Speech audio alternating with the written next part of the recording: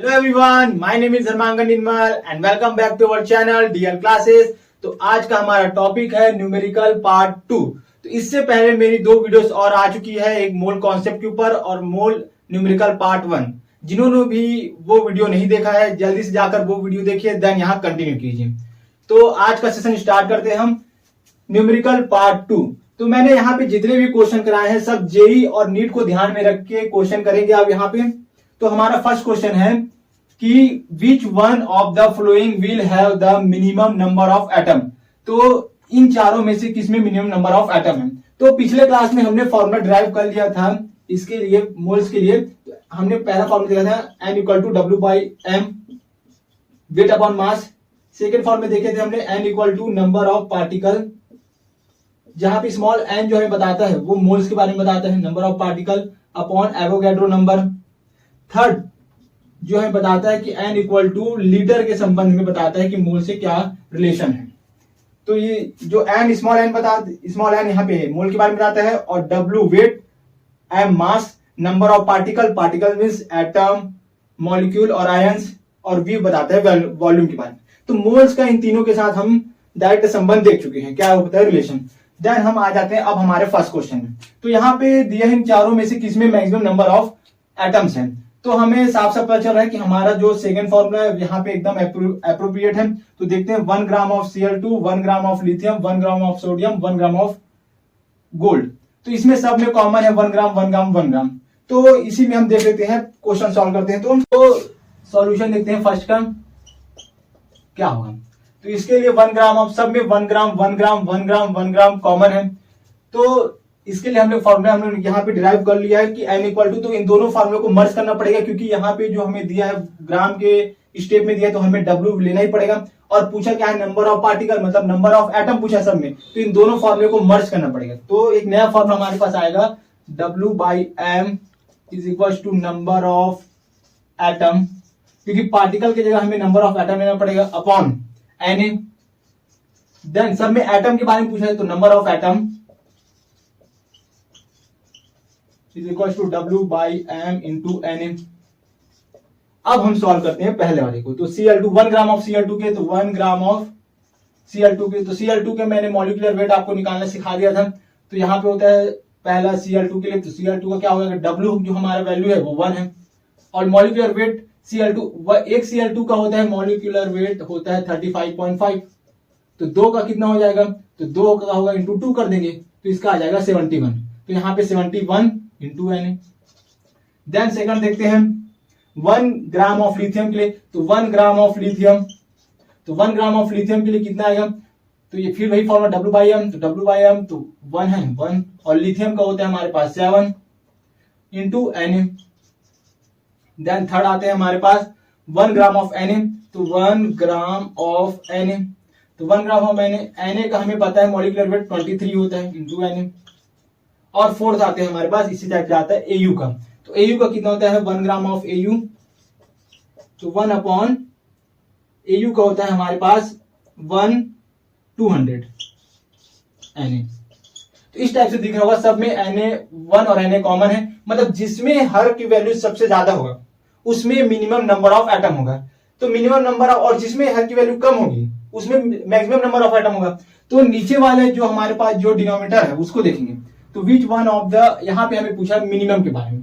तो मिनिमम के लिए हमें देखना पड़ेगा किसमें जो नीचे जो यहाँ पे हर की वैल्यू है वो सबसे मैक्सिमम किसमें है। तो यहाँ पे है 1 ग्राम ऑफ Au में, तो 1 ग्राम 1/200 करेंगे तो इसकी वैल्यू सबसे मिनिमम आएगी। तो हमारा इसका करेक्ट आंसर होता है फोर्थ। देन इसी प्रकार से हम लोग सेकंड क्वेश्चन सॉल्व करते हैं। Which of the following contains maximum mass in gram. तो हमें पूछा यहाँ पे गया है कि इन चारों क्वेश्चन में से किस में मास सबसे ज्यादा है इन ग्राम में, मींस W की वैल्यू किस में ज्यादा है। तो ये क्वेश्चन हम ऑप्शन से ही सॉल्व करते हैं। तो फर्स्ट ऑप्शन में हमें दिया है 2 gram atom of nitrogen, 3 × 10⁻23 atom of carbon, 1 mole of sulphur और 7 ग्राम ऑफ सिल्वर। तो इसे हम लोग ऑप्शन सॉल्व करेंगे। तो फर्स्ट ऑप्शन ही देख लेते हैं, यहाँ पास 2 gram of atom, 2 gram atom दिया है। तो यहाँ पे ग्राम एटम दिए, अच्छा यहाँ पे आपको ध्यान देने की बात है कि ग्राम एटम दें या ग्राम मॉलिक्यूल दें। या ग्राम आयन दे। इसका मतलब ही मोल ही होता है एक तरह से, क्योंकि ग्राम भार में कितना एटम है, तो एक तरह से ये मोल को ही बारे में बताता है, एन के बारे में बताता है। अब यहाँ पे दिया है 3 × 10⁻23 एटम ऑफ कार्बन। तो यहाँ पे हमें दिया है नंबर ऑफ पार्टिकल, एटम की संख्या दिया है, नंबर ऑफ एटम दिया है, यहाँ पे आपको नंबर ऑफ एटम की दिया है। सेम है दूसरे में देखते 1 मोल, तो ये तो डायरेक्ट एन की वैल्यू है। आगे देखते तो 7 ग्राम ऑफ सिल्वर। तो इसमें तो कुछ कैलकुलेट करने की जरूरत ही नहीं है, क्योंकि हमें साफ दिया गया है कि मैक्सिमम कंटेन द मैक्सिमम मास। तो मास की वैल्यू इसमें डायरेक्ट दे दी है 7 ग्राम। तो इसमें कुछ सॉल्व करने की जरूरत नहीं, हमें इन तीनों को सॉल्व करना है और बताना है कि किसमें मैक्सिमम है। या हो सकता है ये भी ऑप्शन सही हो सकता है, क्योंकि इसमें 7 ग्राम पहले दे, अगर 7 ग्राम से कम है तो ये ऑप्शन सही है, क्योंकि 7 ग्राम ज्यादा हो जाएगा। तो चलिए सॉल्व करते हैं। तो 2 ग्राम एटम ऑफ नाइट्रोजन, तो इसको कैसे सॉल्व करेंगे? तो इसके लिए हमारा जो फर्स्ट फॉर्मूला है वो सबसे ज्यादा सुटेबल है, N = W/m। तो यहां से हम W की वैल्यू निकाल सकते हैं। तो W की वैल्यू यहाँ पे हमें शॉर्ट में मिल जाएगा, तो W ऑफ N नाइट्रोजन की, ओनली नाइट्रोजन, क्योंकि यहाँ पे नाइट्रोजन गैस नहीं दिया, तो ओनली नाइट्रोजन, तो N × M। तो N की वैल्यू यहाँ पे दी हमें 2 × नाइट्रोजन के लिए हमें पता है इसका मॉलिक्यूलर वेट है 14, तो इसका डायरेक्ट आंसर आ गया 28 ग्राम नाइट्रोजन के लिए। देन थर्ड का देख लेते हैं, इसी में थर्ड ऑप्शन का भी देख लेते हैं। तो थर्ड ऑप्शन देखते हैं 1 मोल ऑफ सल्फर। तो इसके लिए भी W of sulphur is equal to 1 × molecular weight कितना होगा सल्फर का, तो हमारे पास हमें पता है सल्फर का होता है 1632। तो 32 का मॉलिक्यूलर वेट होता है, तो 32 इज इक्वल 32 ग्राम। सल्फर का हमारे पास आ गया 32 ग्राम। देन इसी प्रकार हम सेकंड के भी देख लेते हैं। तो सेकंड के लिए मैंने बताया था कि फॉर्मूला नंबर सेकंड इसके लिए अप्रोप्रिएट है। तो सेकंड के लिए यहाँ पे पूछा गया है, दिया है नंबर ऑफ एटम। तो नंबर ऑफ एटम दिया गया है, मींस हमें निकालना है यहाँ पास। तो इन दोनों फॉर्मूले को मर्ज करना पड़ेगा। तो इन दोनों फॉर्मूले को जब हम मर्ज करते हैं, W/m is equal to number of atom upon N। तो सॉल्व कर लेते हैं यहाँ पास कि W की वैल्यू हमें कितना दिया गया है, तो W की वैल्यू ही कैलकुलेट करना है। M की वैल्यू हमें पता है कि कार्बन के लिए, तो कार्बन के लिए 12 is equal to number of atom. तो नंबर ऑफ एटम की वैल्यू हमें दिया गया है 3 × 10⁻23 अपॉन Na। तो W की वैल्यू अब हम यहाँ से कैलकुलेट करते हैं, W इज इक्वल टू, तो Na की वैल्यू भी यहीं पास पुट कर देते हैं, क्योंकि यहाँ पे 23 भी दिया है, 6.023 × 10⁻23। तो यहाँ पे सॉल्व करेंगे 23 कैंसिल हो जाएगा, और ये हो जाएगा 3 × 2 = 6, और उसके बाद हो जाएगा ये 26। तो W इज इक्वल टू 6 ग्राम आ जाएगा इसमें। 6 ग्राम ऑफ इसकी वैल्यू दिया गया है, किसके लिए? कार्बन के लिए। तो इस टाइप से हमारे पास आ गया 6 ग्राम आ रहा है, और इसके बाद हमारे पास आया है 32 ग्राम और 28 ग्राम। और 4th का हमें सॉल्व करने की जरूरत नहीं, क्योंकि इसमें डायरेक्ट 7 ग्राम भी दिया है। तो इस टाइप से हमें पता चल रहा है कि किसमें सबसे ज्यादा वेट है, वो है सल्फर। तो सल्फर का जो वेट आता है वो सबसे ज्यादा है। तो यहाँ पे हमारा जो ऑप्शन नंबर 3 है वो एकदम एक्यूरेट आंसर है। देन हम देखते हैं नेक्स्ट स्लाइड में। चलिए नेक्स्ट क्वेश्चन हमारे पास आता है, match the column first with second and select the correct answer. तो यहाँ पे हमें चार कॉलम दिए गए हैं, उनमें से नीचे जो हमारे दिया गया आंसर है, तो इसे सॉल्व करते हैं। तो हमें साफ साफ यहाँ पे दिया है 88 ग्राम CO2, सब में मोल मोल मोल दिया है, तो इसमें मैच करना है। तो हमारे लिए जो फर्स्ट क्वेश्चन है वो हमें साफ साफ दिख रहा है कि इसके लिए फर्स्ट ऑप्शन लगेगा, फर्स्ट वाले फॉर्मूला लगेगा। सेकंड के लिए यहाँ पे हमें दिख रहा होगा कि थर्ड वाला फॉर्मूला आएंगे, और थर्ड के लिए भी फर्स्ट वाला फॉर्मूला, और फोर्थ के लिए भी फर्स्ट वाला फॉर्मूला। तो चलिए कैलकुलेट करते हैं इसको। तो 88 ग्राम ऑफ CO2, तो 88 ग्राम ऑफ CO2 में फर्स्ट वाला फॉर्मूला डायरेक्ट लगाते हैं। तो N = W की वैल्यू हमें दी है 88, और CO2 का हमें पता है 44 होता है डायरेक्ट। तो 44 तो ये 2 होता है, तो N = 2 आ गया। तो मतलब पहले वाले जो ऑप्शन है उसके लिए 2 मोल होगा। तो यहाँ पे हमारे साफ साफ दिख रहा है कि पहले वाले ऑप्शन के लिए हमारा जो, यहाँ पे थोड़ा सा ही देख सकते हैं, फोर्थ ऑप्शन, तो यहाँ पे हमारा होता है फर्स्ट वाले ऑप्शन के।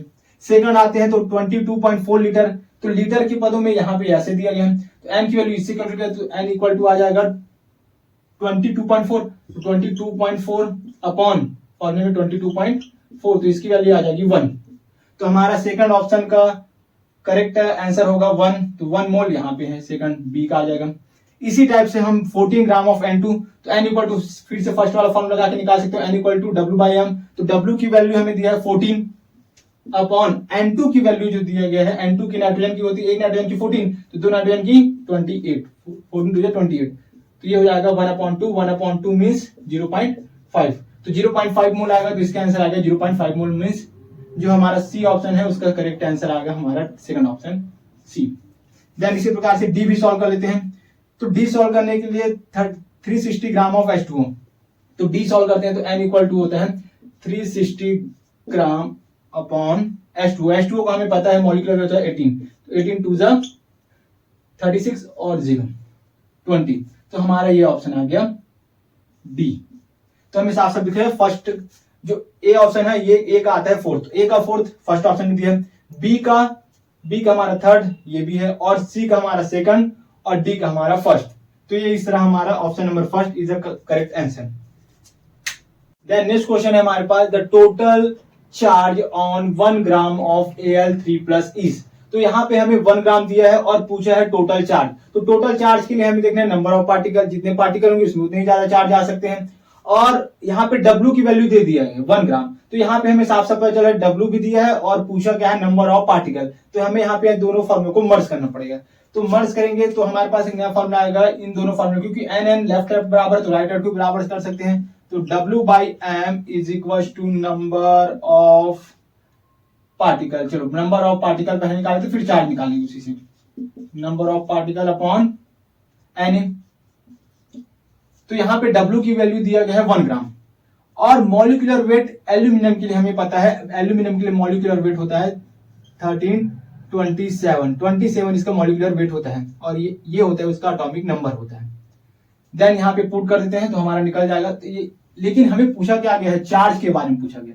तो चार्ज एल्यूमिनियम पर कितना चार्ज हमें साफ साफ पता चला है +3, क्योंकि एल्यूमिनियम जब न्यूट्रल था तो उसने 3 इलेक्ट्रॉन अपने से रिड्यूस किया और वहां पे आया उसके ऊपर +3 चार्ज। तो इसी चार्ज के बारे में हमें 3 से इंटू कर देना है, देन हमारा आंसर आ जाएगा। तो चलिए वैल्यू रख देते हैं नंबर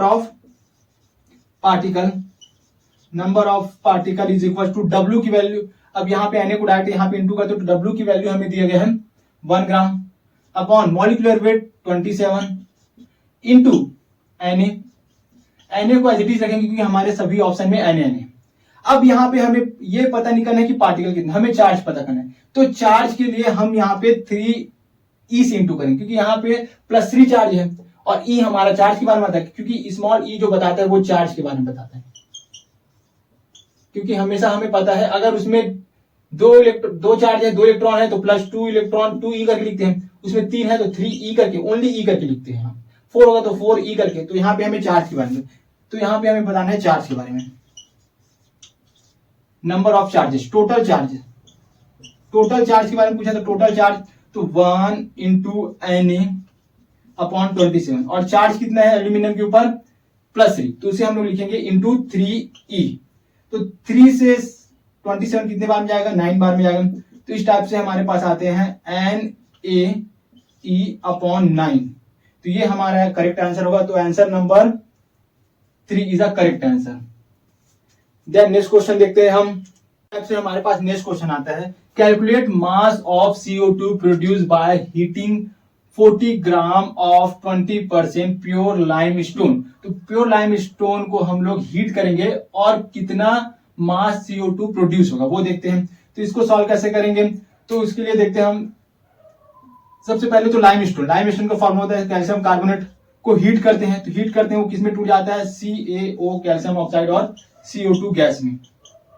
CO2 गैस में तो प्रोड्यूस होता है यहाँ पास। तो हमें पूछा कि कितना गया 40 ग्राम ऑफ 20% में। तो 40 ग्राम ऑफ 20% में कितना CO2 प्रोड्यूस होगा, इसके 40 ग्राम लेंगे और 20%। तो यहाँ पे एक्चुअल ग्राम कितना दिया है, कैल्शियम कार्बोनेट लाइम स्टोन के 20% में निकालना है। तो यहाँ पे हम लोग साइड में निकाल लेते हैं। तो 40 ग्राम ऑफ 20%, ऑफ की मीन्स इंटू 20% मीन्स 20% का मतलब 100 से डिवाइड करना है। तो यहाँ पे 0 0 0, तो यहाँ पे 8 ग्राम CaCO3 से कितना CO2 प्रोड्यूस होगा। तो सबसे पहले हम लोग देख लेते हैं यहाँ पे कितना दिया, कुछ नहीं दिया है। तो इसका सबसे पहले हम लोग ये कितना ग्राम है, तो ग्राम कैसे निकालेंगे, यहाँ पे दिया है कुछ नहीं दिया, मतलब 1 मोल है। तो 1 मोल में कितना मॉलिक्यूलर वेट, तो कैल्शियम कार्बोनेट का मॉलिक्यूलर वेट होता है 100। यहाँ पे आप कैलकुलेट भी कर सकते हैं, इसका मॉलिक्यूलर वेट मैंने फर्स्ट लेक्चर में बता भी दिया। तो 100 ग्राम में कितना CO2 प्रोड्यूस हो रहा है, तो CO2 का मॉलिक्यूलर वेट है 44 ग्राम। तो हमें 8 ग्राम में निकालना है। तो 8 ग्राम के लिए सबसे पहले 1 ग्राम का निकालते हैं। तो 1 ग्राम का कितना होगा 44/100 ग्राम CO2 प्रोड्यूस हो रहा है। तो फिर हमें निकालना है 8 ग्राम कैल्शियम कार्बोनेट में कितना प्रोड्यूस होगा। तो 44/100 इंटू 8, देन इसको कैलकुलेट हम लोग सॉल्व करेंगे तो क्या होगा 14 और ये 25 टाइम्स मिल जाएगा। देन इसके बाद इसको कैलकुलेट कर लेते हैं तो 44 ये हो जाएगा 88/25। तो इसमें कैलकुलेट हो जाएगा 23 पॉइंट, फिर ये होगा 13 बचेगा, तो फिर ये हमारे पास आ जाता है 25। तो 3.5 ऐसा कुछ समथिंग आ रहा है। तो हमारा ये वाला option is a right option. Then इसके बाद हम नेक्स्ट क्वेश्चन देखते हैं। नेक्स्ट क्वेश्चन हम देखते हैं, if two elements x and y combine to form two compounds XY2 and X3Y2 when 0.05 mole of XY2 weight 5 gram while 3.0111 into 10 की power 23 molecules of X3Y2 weight 90 gram, the atomic masses of X and Y will be। तो ये question आते हैं और ये question आया भी है पिछले 2-3 साल में, बार बार ऐसे क्वेश्चन रिपीट होते हैं। क्वेश्चन देख के बच्चे छोड़ देते हैं कि इतना लंबा क्वेश्चन है समझ नहीं आ रहा है, लेकिन बहुत इजी ये क्वेश्चन है। देखते हैं कैसे सॉल्व करते हैं। तो सबसे पहले देखो हमें क्वेश्चन को सबसे पहले समझना होगा। इफ टू एलिमेंट x और y है, ये दोनों आपस में कंबाइन होकर दो कंपाउंड बना रहे हैं XY2 और X3Y2। जनरली हम लोग ऐसे ही अगर मान के चलो सोडियम ले लेते हैं और कैल्शियम ले लेते हैं, सोडियम और कैल्शियम X और Y2, चलो सोडियम कैल्शियम में लेके सोडियम और ऑक्सीजन ले लेते हैं। चलो ठीक है, एक धन है ऋण। तो सोडियम और ऑक्सीजन दो कंपाउंड बना सकते हैं। एक बना सकता है इसका ऑक्सीजन O-2 होता है और ऑक्सीजन O2-2 भी होता है। तो सोडियम ऑक्सीजन के साथ एक कंपाउंड ये बना सकता है Na2O, और दूसरा कंपाउंड Na2O2 भी बना सकता है। सेम यही कंपाउंड, दो कंपाउंड बना है X और ये Y, ऐसी नॉर्मल सी दो कंपाउंड बना है। और वेन 0.05 मोल, एक का 0.05 मोल ऑफ X2Y2 वेट, इसका वेट दे दिया है 5 ग्राम, मतलब पहले वाले का ये दिया है 5 ग्राम, वाइल जबकि दूसरे वाले 3.011 इंटू 10 की पावर 23 मॉलिक्यूल ऑफ X3Y2 के वैल्यू दे दी। तो यहाँ पे इतने मॉलिक्यूल हैं बोल रहे हैं X3Y3 के, वेट 90 ग्राम, इसका 90 ग्राम, सेकंड वाले का मींस X3Y2 का दे दिया हमें, पहले का दिया हमें 5 ग्राम, सेकंड का दिया हमें इतना 90 gram. Then the atomic mass of X and Y will be, कितना होगा? तो कितना होगा, तो सबसे पहले हमें इन कंपाउंड का, ये जो कंपाउंड बना है इसका एटॉमिक मास कितना होगा वो कैलकुलेट करते हैं। तो इस कंपाउंड का एटॉमिक मास हमें जनरली हम नॉर्मली कैलकुलेट कर सकते हैं।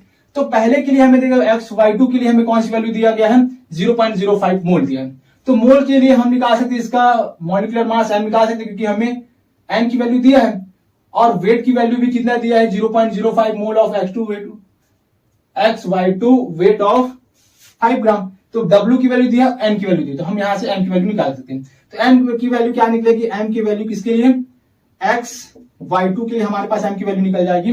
n की वैल्यू हमें दी है 0.05 इंटू, और W की वैल्यू, अच्छा W की वैल्यू कैलकुलेट करना है, तो वेट, हाँ वेट दिया है, तो यहाँ पे हमें m कैलकुलेट करना है। तो हमें पास m इक्वल टू हमारे पास हो जाएगा m equal to W by n हो जाएगा। तो W की वैल्यू कितना दिया हमें 5, और n की वैल्यू दी है 0.05, तो 5 बजा 5। तो यहां से अगर सॉल्व करेंगे तो कितना होगा, यहाँ पे पॉइंट हटाएंगे तो देन दूसरे के लिए निकालेंगे, तो दूसरे के लिए हमें दिया है मॉलिक्यूल दिया है, नंबर ऑफ मॉलिक्यूल दिया है, तो नंबर ऑफ पार्टिकल की वैल्यू दी है। तो यहां से हम नंबर ऑफ मॉलिक्यूल निकालने के लिए इसी n को हम W बाई m भी लिख सकते हैं। तो W बाई m के लिए हम डायरेक्ट यही पास अगर हम लोग W बाई m कर देते हैं, तो हमें m की वैल्यू कैलकुलेट करना है। तो m इक्वल टू हमारे पास क्या आ जाएगा, m ऑफ, जिसके लिए निकालना है m of X3Y2 is equal to, वहां से m की वैल्यू निकालेंगे तो W into Na upon number of particle, तो नंबर ऑफ पार्टिकल, तो W की वैल्यू हमें साफ साफ यहाँ पे W की वैल्यू हमें दिख रहा होगा कितना दिया है, W is equal to 90 into Na की वैल्यू भी यहीं पर पुट कर देते हैं 6.023 इंटू 10 की power 23 upon number of particle, तो यहाँ पे नंबर ऑफ पार्टिकल हमें दिया है 3.0111 इंटू 10 की पावर 23। 23 कैंसिल आउट हो जाएंगे, और 3 से 2 बार में चला जाएगा, 2 बार में, देन 90 इंटू 2 हो जाएगा हमारे पास 180 आ जाएगा। तो इस टाइप से हम इस कंपाउंड का मॉलिक्यूलर वेट कैलकुलेट किए हैं। अब इस कंपाउंड से हमें केवल पूछा किसके बारे में है, एक्स और वाई का मॉलिक्यूलर वेट पूछा गया। तो एक्स और वाई कंपाउंड से इस एटम का कितना कितना है, क्योंकि ये एक्स वाई टू 3 एटम इसमें 5 एटम है, तो इसमें एक्स और वाई का कितना कितना है। तो इसके हम जनरली से मैथ्स का फॉर्मूला देखते हैं। तो मैथ्स का एक्स मान के चलो ये बना एक्स वाई टू बना है, एक्स वाई टू मतलब एक्स 1 है और वाई 2 है, इंटू 2 इज इक्वल टू इसका मॉलिक्यूलर वेट हमने निकाला है 100। देन सेकंड का हमने निकाला है एम x3y2। तो x3y2 क्या लिख सकते हैं, 3x plus 2y is equal to 180। अब यहां से आप आसानी से निकाल सकते हैं x और y की वैल्यू और यहाँ पे पुट कर सकते हैं। तो कितना कितना आता है देख लेते हैं। तो यहां से किसी एक को हटाना पड़ेगा, तो माइनस माइनस कर देते हैं। देन ये माइनस होके कैंसिल आउट, और ये कितना बचेगा -2x इज इक्वल टू ये बचेगा -180 -100, तो ये हो जाएगा 80। Then minus minus cancel out और x की वैल्यू हमारे पास आ जाएगा 14। तो x की वैल्यू 40 देख लीजिए किसमें दिया है, x की वैल्यू 40 केवल फर्स्ट कॉलम दिया है। तो हमारा option number 3 is right answer लग रहा है। लेकिन चाहो तो हम लोग सेकंड आंसर भी, सेकंड y की वैल्यू भी निकाल सकते। तो y की वैल्यू किसी भी एक में पुट कर देते हैं। y की वैल्यू कैसे कैलकुलेट करें, तो एक से इसमें पुट कर देते हैं, एक में फ्रॉम फर्स्ट इक्वेशन फर्स्ट में देख लेते हैं। तो x की value 40 plus 2y is equal to 100।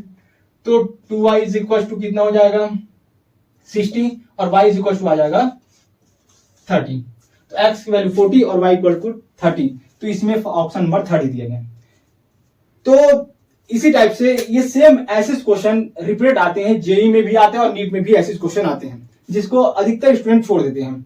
इसी टाइप से मैं एक और क्वेश्चन दे रहा हूं, चाहो तो आप इसका आंसर मुझे कमेंट्स में दे सकते हैं।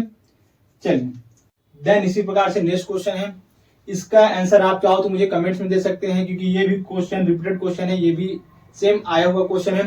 तो इसके भी जैसे हमने पिछले क्वेश्चन में सॉल्व किया था, एम ऑफ सबसे पहले आपको निकाल लेना है एम ऑफ y2 और x3 का मान यहाँ पे निकाल लेना है। फिर इसके बाद आपको निकालना है मॉलिक्यूलर वेट ऑफ इस कंपाउंड और इस कंपाउंड का निकाल लेना है y2x का।